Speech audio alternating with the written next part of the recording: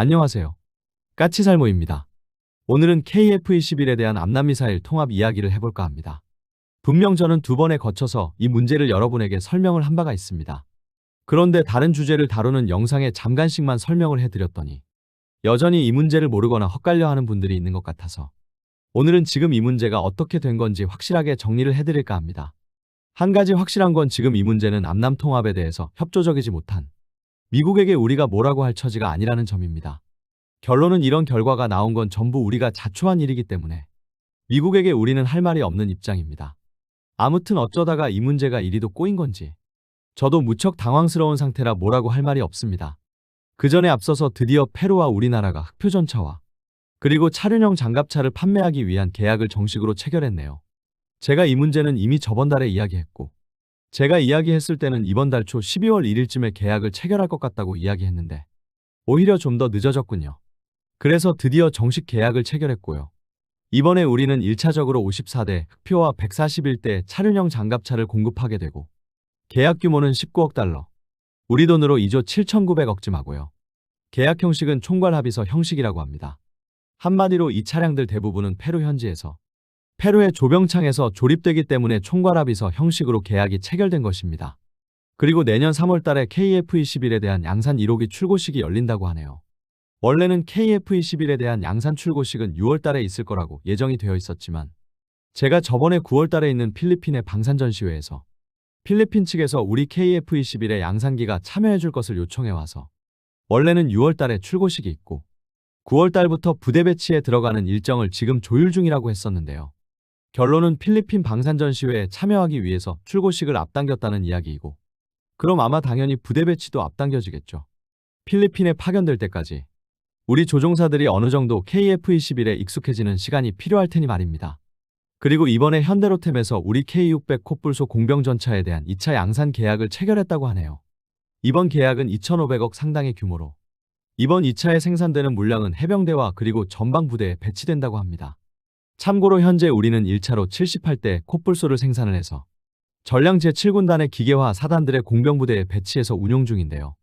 그리고 원래 제가 듣기로는 나머지 부대들에 대해서는 K-21 장갑차를 기반으로 하는 공병장갑차를 개발해서 배치한다고 했었는데 콧불소에 2차 양산을 한다고 하니 기쁘고요. 그래서 제7군단 다음으로 콧불소를 받게 되는 부대는 해병대와 그리고 전방의 주요 부대들이라고 합니다. 솔직히 아무리 우리가 K-21을 바탕으로 공병장갑차를 만든다고 해도 역시 전차를 기반으로 하는 K600보다는 뛰어날 수 없다는 점에서 K-21 기반의 공병장갑차보다는 전차 기반의 콧불소의 배치를 확대하는 게 옳다고 저는 봅니다. 그럼 오늘은 이런 이야기는 여기까지만 하고 이제부터 본격적으로 암남 미사일 통합에 대해서 이야기해봐야 하는데요. 분명 제가 두 번이나 KF-21의 암남 미사일을 통합할 수 없다고 이야기하고 그리고 그 이유도 이야기 드렸는데요. 그래도 여전히 다른 유튜버가 하는 소리를 듣고 저에게 물어보시는 분이 있어서 이번에는 아주 확실하게 이야기해드리도록 하겠습니다. 이번 문제가 왜 발생을 했냐면 여러분도 우리나라가 장거리 공대공 미사일을 개발한다는 사실을 알 것입니다. 우리가 개발하는 장거리 공대공 미사일은 유럽의 MBDA라는 회사가 만든 미티어 공대공 미사일을 기반으로 하고 있는 건 다들 아시죠? 그럼 왜 우리가 미티어를 기반으로 공대공 미사일을 개발하게 되었느냐라고 했을 때 미티어는 덕티드 램제트 방식이라고 해서 고체 연료 방식의 초음속 엔진인 덕티드 램제트 방식의 공대공 미사일이고 현재 전 세계에서 덕티드 램제트 방식의 공대공 미사일은 미티어뿐입니다. 다른 공대공 미사일은 전부 고체 로켓 방식의 미사일인데요. 미티어만 덕티드 램제트 방식입니다. 결론은 이 방식의 장점은 고체 로켓 방식의 미사일은 연료에 산화제를 포함하고 있어서 별도의 공기흡입구가 필요 없다는 장점을 가지고 있지만 덕티드 램제트는 연료에 산화제가 없고 그래서 공기를 흡입해서 추진하는 방식으로 그로 인해서 공기 흡입구가 있어야 한다는 문제는 있지만 산화제가 연료에 포함되지 않기 때문에 더 많은 연료를 탑재할 수 있고 그로 인해서 훨씬 추진력을 발휘하는 시간이 길다는 장점이 있습니다. 그래서 미티어는 엄청나게 긴 사거리는 물론 추진력을 오랫동안 유지하기 때문에 목표 근처에 도달해서도 충분한 운동 에너지를 가지고 있게 되고 그로 인해서 적 전투기가 회피하는 게 불가능한 회피 불가능 존이 그 어떤 공대공 미사일보다 크기 때문에 세계 최강의 공대공 미사일이라고 불리는 미사일입니다. 그러나 문제는 그만큼 이 미사일은 개발하는 게 어렵고 그래서 중국이나 러시아 등에서도 덕티드 램제트 방식의 공대공 미사일을 개발했었으나 실패를 했고 미국은 이런 미사일을 개발하기 위해서는 너무 오래 걸린다는 이유로 아예 개발을 포기했습니다. 그만큼 개발이 어려운 미사일인데요. 그런데 공대공 미사일을 처음 만들어 보는 우리나라는 바로 이 세계 최강의 공대공 미사일이라는 미티어를 모방한 미사일을 개발한다고 하고 있습니다. 그러면 어떻게 그게 가능했을까요? 당연히 개발자 분들이야 가능하다고 하겠지만 개발을 결정하는 분들은 개발자 분들의 말을 어떻게 믿고 이런 미사일을 개발할 수 있다고 하는 걸까요? 우리가 이 미사일을 처음 개발하려고 할 때 국방과학연구소에서는 이 미사일을 개발할 수 있다고 했지만 많은 사람들이 현실적으로 힘들다고 했습니다. 그런데 그 당시 국방과학연구소에서 주장을 했던 게 바로 MBDA가 우리의 KF-21 전투기의 미티어를 통합하기 위해서 제공한 기술 자료가 있기 때문에 그 기술 자료를 바탕으로 하면 개발이 가능하다고 했습니다. 이게 어떻게 된 거냐고 했을 때 미국은 우리 KF-21이 만들어지고 있는 동안은 자신들의 무장, 특히 공대공 미사일의 통합은 허락해줄 수 없다고 했고 그래서 우리는 미국에서 암남 미사일의 통합을 거부하자 KF-21 전투기의 공대공 미사일로 유럽 MBDA의 미티어를 선택했고 당연히 미티어를 우리의 KF-21에 통합하는 작업은 우리 측에서 하게 되므로 유럽의 MBDA에서 미티어 미사일 통합에 관한 기술 자료를 받았는데요. 이게 미티어의 특성상 미사일의 특성을 정확히 알아야지만 이 통합이 가능하기 때문에 MBDA는 우리에게 미티어에 대한 방대한 기술 자료를 제공했습니다.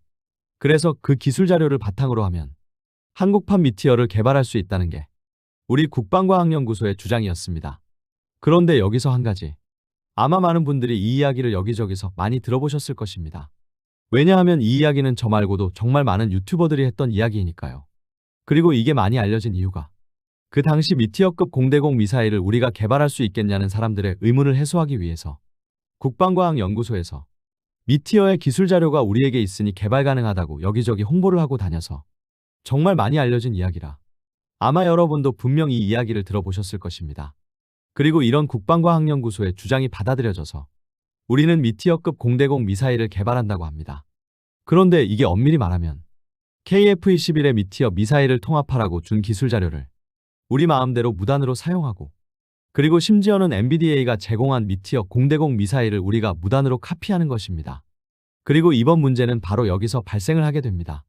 제가 이 문제를 처음 들었을 때는 미국에서 조만간 암남 미사일의 통합을 허락하겠지만 미국 현지에서 미국 기술자가 KF-21의 암남을 통합해주겠다고 했다고 합니다.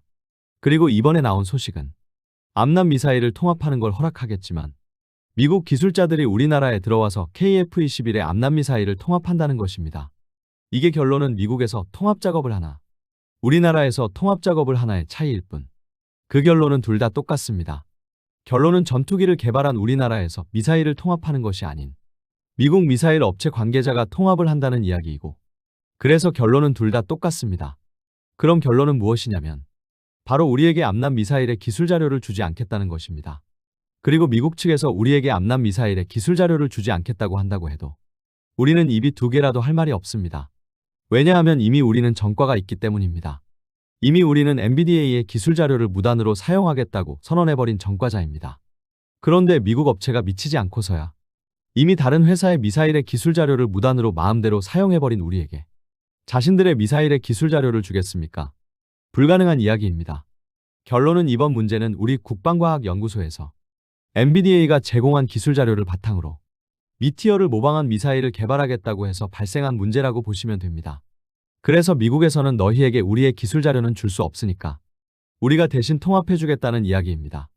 그리고 여기서 더 웃기는 건 미국 회사 입장에서도 우리 KF-21 전투기에 암남 미사일을 통합하는 걸 원하고 있다는 점입니다. 왜냐하면 우리나라에는 못해도 1000발 이상의 암남 미사일 수요가 있기 때문에 미국 회사 입장에서도 한국 시장을 놓치고 싶지는 않기 때문입니다. 이것도 제가 전에 했던 이야기인데요. 우리나라는 과거 1990년대에 미국으로부터 F-16 전투기를 라이센스로 도입을 해서 KF-16이라고 운영을 하고 있습니다.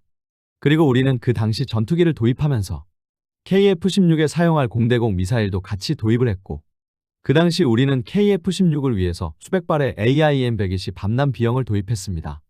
그리고 지금 우리나라는 KF-16을 운용한 지 거의 30년이 다 되어가서 기체를 KF-16로 업그레이드하면서 수명 연장 사업도 하고 있습니다. 그런데 여기서 문제는 전투기는 수명 연장을 해서 사용할 수 있는데 미사일은 그렇지 못하다는 점입니다. 당연히 KF-16이 도입한 지 30년이 다 되어가기 때문에 KF-16과 같이 도입한 암남 비형도 수명이 다 되어서 교체 주기가 도달했습니다. 그래서 KF-16을 위해서 1천여 발의 신규 공대공 미사일을 도입해야 합니다. 그래서 제가 전에 조만간 우리는 암남 공대공 미사일을 대량으로 도입하게 될 거라고 이야기를 했습니다.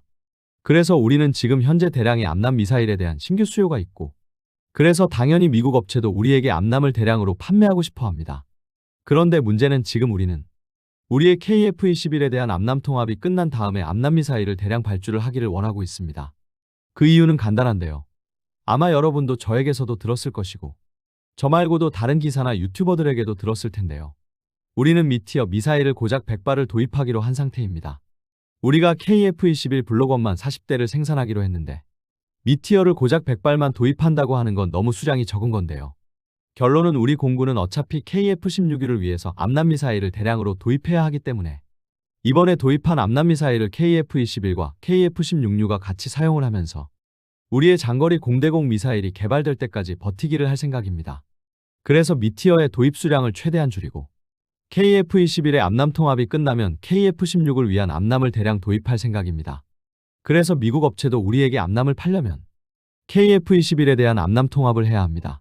그래서 엄밀히 말하면 미국에서는 지금 시점에서는 우리 KF-21에 대한 암남 통합을 반대하지 않습니다. 다만 우리는 이미 유럽의 MBDA가 제공한 기술 자료를 무단으로 우리가 개발하는 공대공 미사일에 사용하려고 하는 전적이 있기 때문에 암남의 기술 자료만 우리에게 넘기지 못하겠다는 것입니다. 그럼 아쉽기는 하지만 미국 업체에게 통합을 해달라고 하면 될 것 아니냐라고 할 수 있는데요. 우리가 미국 업체에게 통합을 해달라고 하지 못하는 이유가 두 가지가 있습니다. 우선 하나는 비용 문제인데요. 미국 업체에서 상당히 많은 통합 비용을 요구할 것이 틀림없기 때문입니다. 그리고 돈보다도 더 중요한 문제는 미국 업체에게 우리 KF-21의 레이더의 특성을 전부 알려줘야 한다는 점입니다. 중거리 공대공 미사일은 기본적으로 레이더를 데이터 링크로 사용을 합니다. 그래서 공대공 미사일을 통합하기 위해서는 레이더의 특성을 알아야 하고, 그래서 미국 업체가 우리의 KF-21의 암남을 통합하려면 우리의 레이더의 특성을 전부 알려줘야 한다는 점입니다. 그리고 이것 때문에 암남 통합은 불가능할 거라고 카이 측에서도 예상을 하더군요. 이 문제는 카이 마음대로 결정을 할 수 없고, 우리 KF-21용 A사 레이더를 생산하는 건 한화이지만 실질적으로 이 레이더를 개발한 건 우리의 국방과학연구소입니다. 그래서 레이더에 대한 자료를 미국 업체에 넘기려면 국방과학연구소에 허락이 있어야 하는데, 솔직히 여러분 같으면 이걸 허락하겠습니까? 그래서 이것 때문에 국방과학연구소가 허락할 리가 없다고 보는 것입니다. 그래서 결론은 남의 기술을 무단으로 사용한 업보가 돌고 돌아서 이 문제를 아주 복잡하게 만들어 버린 것입니다. 그런데 여기서 그럼 이 문제의 가장 큰 피해자는 유럽의 MBDA인데 왜 MBDA는 가만히 있냐라고 할 수 있는데요. MBDA가 가만히 있는 이유가 있더군요. 최근에 MBDA에서는 미티어2를 개발하겠다고 선언을 했습니다. 우리나라가 미티어급 공대공 미사일을 개발하겠다는 이유는 결론은 지금의 미티어보다는 우리가 개발하는 공대공 미사일이 더 뛰어날 것이기 때문에 우리의 미사일이 앞으로 미티어를 대신해서 전 세계에 판매될 거라는 자신감도 일부 있는데요. 그리고 우리의 미사일이 미티어보다 뛰어날 거라고 예상되는 부분이 미티어 미사일의 시커는 A사 레이더가 아닌 아날로그 방식의 레이더인 것에 반해서 우리가 개발하는 미사일은 A사 방식이라 미티어보다 성능이 더 뛰어날 거라고 예상을 해서입니다. 그런데 MBDA에서 미티어2를 개발하기로 했고, 정확히 MBDA가 개발한다는 미티어2가 어떤 미사일인지는 아직 발표가 되지는 않았습니다. 그러나 한 가지 확실한 건 이 미사일에는 당연히 A사 방식의 레이더 시커가 들어갈 것이라는 점이고, 그래서 엄밀히 말하면 우리가 개발하는 미사일이 미티어보다도 더 뛰어날 거라는 건 이제 사실상 불가능해졌습니다. 그럼 이리 되면 우리가 아무리 중거리 공대공 미사일을 개발해도 해외 판매는 쉽지가 않을 것입니다. 결론은 우리의 미사일은 잘해야 미티어2와 동등한 성능일 텐데 여러분 같으면 어떤 미사일을 사시겠어요? 충분히 성능과 신뢰성이 입증된 미티어를 바탕으로 하는 미티어2를 사시겠어요? 아니면 장거리 공대공 미사일을 처음 개발해본 우리의 미사일을 사시겠어요? 당연히 누구나 미티어2를 사게 될 것입니다. 그래서 MBDA는 이런 자신감이 있었기 때문에 굳이 우리에게 뭐라고 하지를 않은 것입니다. 한마디로 말해서 개발해봐라. 아무리 너희가 용을 써도 자신들은 앞지를 수는 없을 테니까라고 MBDA는 생각을 했던 것으로 보입니다. 결론은 우리가 장거리 공대공 미사일을 개발해도 가격면에서는 미국의 장거리 공대공 미사일과 경쟁이 안 되고 성능과 신뢰성 면에서는 유럽 MBDA에 밀릴 수밖에는 없다는 이야기입니다. 그래서 이번 MBDA의 미티어2 개발 발표로 인해서 우리의 공대공 미사일의 미래의 수출 가능성은 대폭 줄어들었습니다. 정말 생각을 하면 할수록 답답한 일이죠. 결론은 우리는 가격 경쟁에서는 엄청나게 많은 수량의 공대공 미사일을 생산하는 미국 미사일과 경쟁이 될 것 같지 않아서 성능적으로라도 압도적인 성능의 미사일을 개발하겠다고 하는 건데, 성능적으로도 유럽 MBDA의 미티어2에 밀리게 생겨서 정말 이도저도 아닌 미사일로 나오게 된 것입니다. 그래서 우리의 장거리 공대공 미사일의 개발은 본격적으로 시작도 하기 전부터 정말 너무 암담한 상황에 몰리게 되었습니다. 그리고 여기에 더해서 또 한 가지 문제가 있는데요. 참고로 앞으로 하는 이야기는 이성찬님의 블로그를 바탕으로 했습니다. 무엇이냐면 우리는 어차피 KF-16을 위해서 대량의 암남미사일을 구매해야 하는데요. 과연 AIM-120 암남 D3를 구매할 것이냐라는 점입니다. 이게 무슨 말이냐면요. 지금 현재 미국에서 생산되는 암남미사일은 미국 공군이 사용하는 AIM-120 암남 D3형과 그리고 미국 공군은 사용하지 않고 오직 수출만 하는 AIM-120 암남 CH형이 있습니다. 그런데 문제는 지금 미국은 일본을 비롯한 거의 모든 핵심 우방에 대해서는 암남 D3형의 판매를 승인해주고 있고, 그래서 분명 우리도 요청을 하면 우리에게도 암남 D3형의 판매를 허락해줄 가능성이 높습니다. 그런데 문제는 지금 우리의 KF-21의 통합을 원하는 암남은 D3형이 아닌 CH형이라는 점입니다. 우리가 굳이 왜 D3형이 아닌 CH형의 통합을 원하고 있냐면, 당연히 미국이 외국에서 개발한 기체에 자신들이 가장 많이 사용하고 있는 미사일의 통합을 허락할 리 없다고 생각을 해서입니다. 그런데 문제는 C형 암남과 D형 암남은 외부 모습만 같을 뿐 내부 구성품은 전혀 다르다고 알려져 있고, 특히 두 미사일이 사용하는 데이터 링크도 다릅니다. 무엇이 다르냐면 C형은 단방향 데이터 링크를 사용하는데 D형은 양방향 데이터 링크를 사용하고 있습니다. 그래서 C형은 전투기에서 미사일에게 데이터 정보를 제공하고 미사일을 조종을 할 수는 있지만 미사일에서 전투기에게 자신의 상태 등을 알리는 데이터를 전송할 수가 없습니다. 그에 반해서 D형은 전투기에서 미사일에게 데이터를 전송할 수 있는 것은 물론 미사일에서 전투기에게 데이터를 전송하는 게 가능하고, 그로 인해서 두 미사일은 운용 방식부터가 다릅니다.